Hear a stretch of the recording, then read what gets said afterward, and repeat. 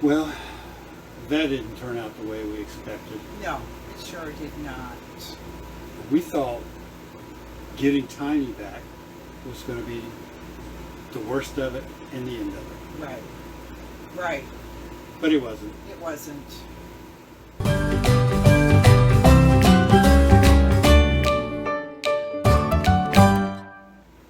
Hi, I'm Ray.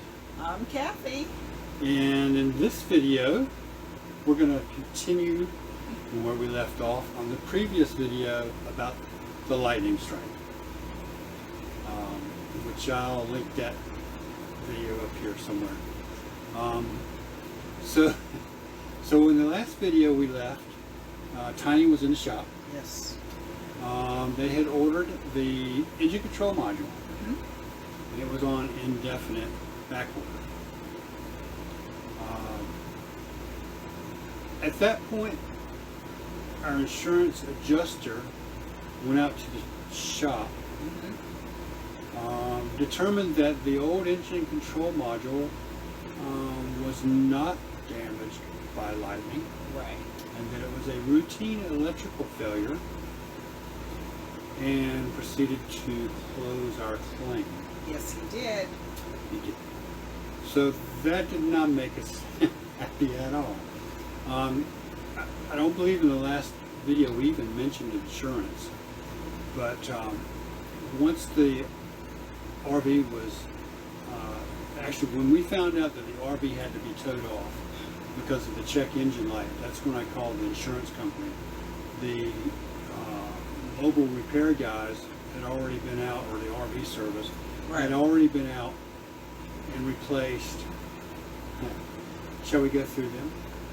The transfer switch, the electric water heater thermostat, which shorted itself together, the front and rear air conditioning thermostats, the rear air conditioning driver module. I think that's it for the RV repair service, for the house stuff. Right. But even once all of that stuff was replaced, and we found the check engine light was on, we were at the point where we needed to get off out of the campground. We called a mobile mechanic to come out and troubleshoot the engine repair, the check engine light. Right. So when he arrived, the check engine light would come on and the engine would idle for about 3 seconds. So he replaced the fuel pump driver module, the check engine light.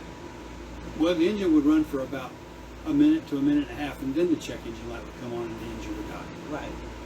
So the fuel pump repair module did fix part of the problem, but it wasn't enough to operate the RV. So we had to call the tow service. That whole thing was in the last video. We waited for the tow service to show it. So we found a repair shop, had the RV towed to the repair shop. The repair shop ordered the engine control module, which they determined was bad. Actually, no, they replaced the fuel pump first. Right. Said they had a few other things to check, and then they would get back to us. Well, the few other things to check was the engine control module needed to be replaced, and it was on indefinite back order. At that point, the insurance adjuster went out, determined that the engine control module was just a routine electrical failure, had nothing to do with the lightning strike. When I asked him about, well, what about the fuel pump? They replaced it. Did the engine control module cause the fuel pump to go out, or Right. vice versa? And his answer to that was, well, I don't even know that the fuel pump was bad. I think it was his job to be the mechanic. He's supposed to be checking to see if all this stuff actually falls under the category of electrical damage, lightning damage. Right. So at any rate, we were not happy at that point in time that Progressive denied our claim, which clearly, in our opinion, all this stuff was damaged by lightning because it all happened at the same time. We already mentioned all the house stuff that was damaged. And there were 4 rigs beside us that were also. Yep. There were 4 other rigs damaged at the same time. So at any rate, about 4 or 5 weeks later, the shop called and said they had replaced the engine control module. They took it out on a test drive, and the anti-lock brake system light came on. So they had some more troubleshooting to do. Right. Well, they determined after they replaced the ABS relay, which he said was electrically welded shut and it should be normally open, they replaced that and determined that the ABS controller needed to be replaced. And they were trying to locate it. So at that point, I wrote another email to the insurance company, Progressive, and let them know that the adjuster had denied our claim after seeing only the engine control module. The rig still wasn't even fixed when they denied the claim, and now we have other parts that are needing to be replaced. Could they please reopen the claim and have it looked at again? So in the meantime, before the adjuster even got out there, it took a week. The anti-lock brake system controller came in, it was replaced, and that was it. As far as they were concerned, Tiny was ready, it was roadworthy, and it worked. So we had to go pick it up because we had to get off the campground. I mean, as soon as possible. We've been staying in a cabin. We'd been in a cabin for 2 months, 8 weeks worth. And we're going to be showing in this video some of those financial statements, just so you see where we're at.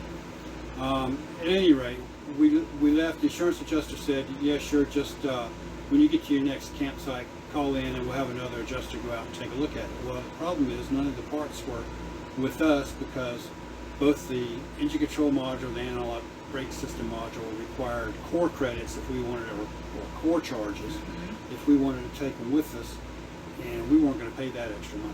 Right. So we left them at the repair shop and let the adjuster know they're at the repair shop.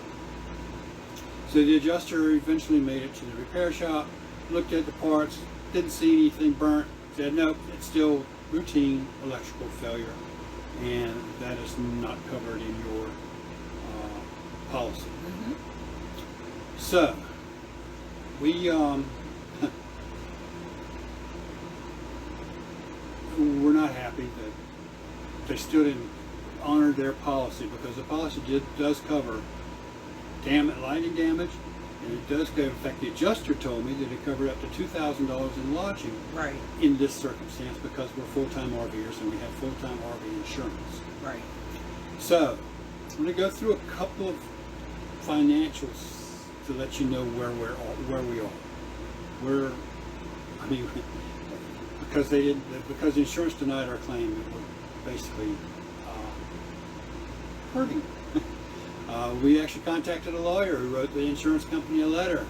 The insurance company came back and said, "No, it stands as is. The claim has been denied." And so where we stand now with the insurance company is you've contacted the insurance commissioner of Florida, because that's where we hold our insurance. Right. And they're building a case or whatever to contact Progressive. So in the meantime, this has been going on. It's now September. We left the campground around June the 11th, I believe. So June, July, August. So a good full 2 months. And we're basically out $15,000. Yes. Is where we are. I just want to share that with you. Some of the documents that I'm going to put in this video, and I'm hoping I can voice over them okay. I haven't actually tried this before. The first document is from the mobile tech. Actually, no, Scott, the mobile RV repair service, the guys that came out and fixed all the house stuff. There's actually 2 documents because they came out 2 times. Right. The first document for the service that they did was right around $1,000. Let's see if I can pull this up. And so the first day that they came out, it was just over $1,000 on the parts and service that they replaced. So they had to order some more parts. They had to order a new thermostat for the front air conditioner, and they came back out to replace that, as well as the thermostat for the water heater, and that bill was just over $500. So that was from the RV service guys. And after they left, the truck mechanic came out, and his charge is to come out, the mileage and time, and it was really high. Yeah. $719 was his total charges to replace the fuel pump driver module, and his mileage and the time driving to get there and the time spent there. And he did do some more troubleshooting after it ran for a minute and a half and the check engine light came back on. So that was an additional $719. So from there it was towed, of course, to the repair shop. Got a couple of documents that I'm going to share with that. Talking about the engine control module, the fuel pump, the analog brake system. We actually paid $800 in cash before they started doing all this work. So anyway, those are the repair bills, plus our lodging costs. So our total repair cost was somewhere in the neighborhood of $10,000, give or take. So 1,000 Trails, where we were staying in a cabin, because that's the campground we were on. Right. The manager there was great, worked with us awesome. It was awesome. Gave us the best discounts that they could. Yeah. And I'm going to scroll through those videos here as well. But they're going to end up being $3,800 worth of lodging for the entire time we were there. Yep. So between the repair services and the lodging for the 8 weeks, 6 weeks, 8 weeks, whatever it was, we were stuck there. Right. We were looking at just over $13,000. So after we got Tiny back and got her on the road, within the first week we just found other issues. The very first issue we saw was that our camera monitoring system wasn't working. The screen was completely blank. Right. I did some troubleshooting myself on that, called the manufacturer. We decided that it needed a new monitor, which I replaced myself, $474 for the camera monitor. The first campground we left after we'd been staying for a week or two, the battery, the chassis battery, we couldn't start the RV. We found out that the battery was dead. Had a bad cell in it. And that battery was only a year old. The battery was just over a year old, had a 3-year lifetime or 3-year warranty. But the warranty doesn't go from owner to owner. It's original owner only. Right. We didn't have any receipts. So I had to pay full price for a new battery. It's another $199. Also, the air conditioning room sensor that the original RV service decided, that it was bad, but they couldn't order one. They couldn't get one ordered in time, so I had to order one of those myself. That was another $17.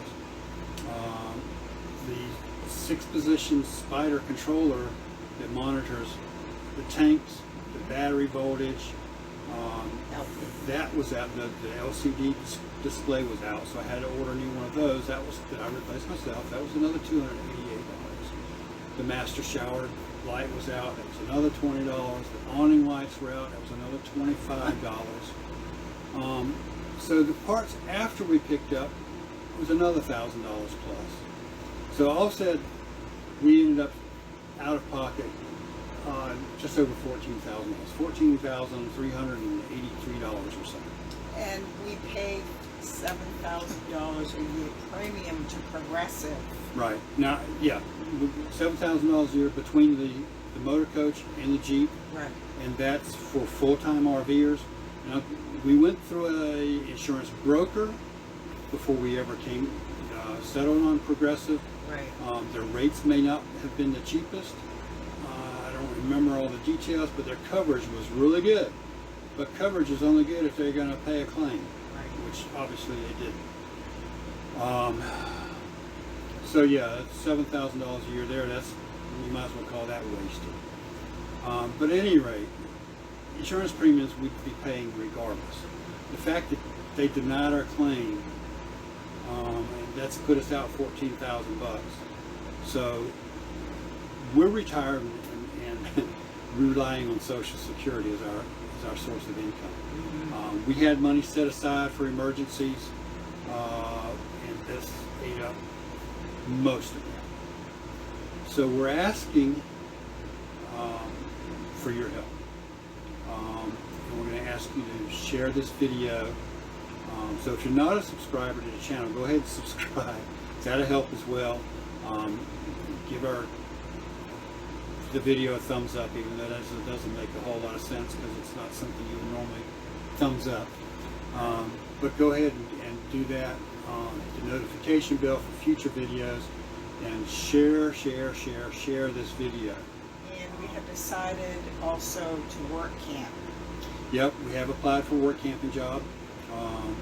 So it's, we're going to work to recover this cost as much as possible. But again, that's going to take time. Work camping doesn't pay a lot, and it's going to take months before it recoups that cost. So this isn't one of our more pleasant videos, unfortunately. Right. But you can see where we're at this point. Hopefully we'll have another update at some point. We'll do a video somewhere down the road. Yes. Whether the insurance commission comes through. Appreciate you watching. We do. Appreciate it a lot. And until next time. Bye. Bye.